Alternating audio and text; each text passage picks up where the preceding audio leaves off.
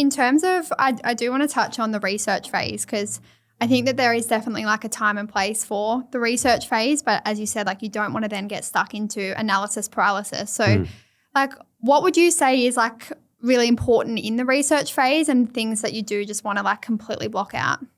Okay, so definitely, like, I'm in the research phase. I think it's quite easy to look for like areas that have stagnated for a long time, and that gets me excited. So once you've had sort of periods of underperformance, you generally get outperformance, and that could be across, you know, asset classes as well. That could be blocks of units, could be houses, could be units, could be townhouses, etc. So you look for those kind of areas that have stagnated or whatever around the country.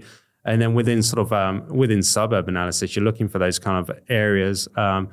Two ways: you bit of data analysis to look at the supply-demand imbalance, etc., where the pockets are good in those areas. But then also a fundamental sort of point of view, fundamental analysis, like what are the kind of like demographics moving into those areas? Are we seeing different cars in the drive, so to speak? Are we seeing cafes coming up? And so it really is the boots on ground approach, whereby if you're doing this on your own and you've got to look at all the data points, and then you've got to go and drive around all of these areas, and maybe you're an interstate investor, but it's the dynamics that change very quickly, and seeing that in real time.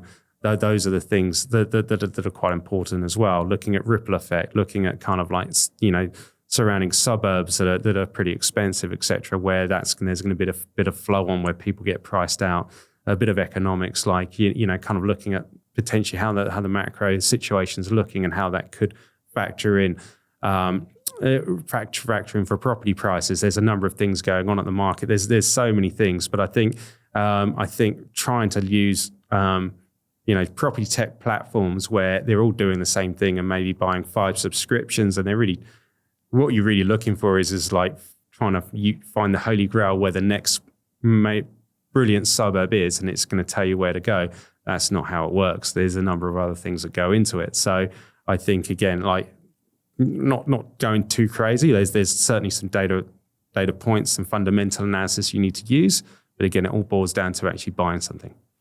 And I really love the point that you mentioned there about having boots on the ground, and because I like to look at the example of when you go and book a hotel online, and like the photos look absolutely fantastic, and then you get there and you're like, wow, okay, I didn't realize like it looks very different to the photos. Or I like to use another example, like I went to New York a couple of years ago, and all the photos like make it look absolutely amazing, and I agree, like it does look amazing, but they miss all the rubbish that are completely lined in the gutters. And so I think it's really important to actually have people on the ground seeing what the actual picture is going to look like. Yeah, it is, because you might have a suburb, for example, that's a complete no-go in a prop tech platform, where the socioeconomics in the area look really bad, the affordability is really bad, but then you go to the area and it's vibrant, it's changing. There's a different demographic moving in, and there's a number of ways you can sort of do that. And we use a bit of AI sort of in our approach to sort of track this, because there's just so much to look at.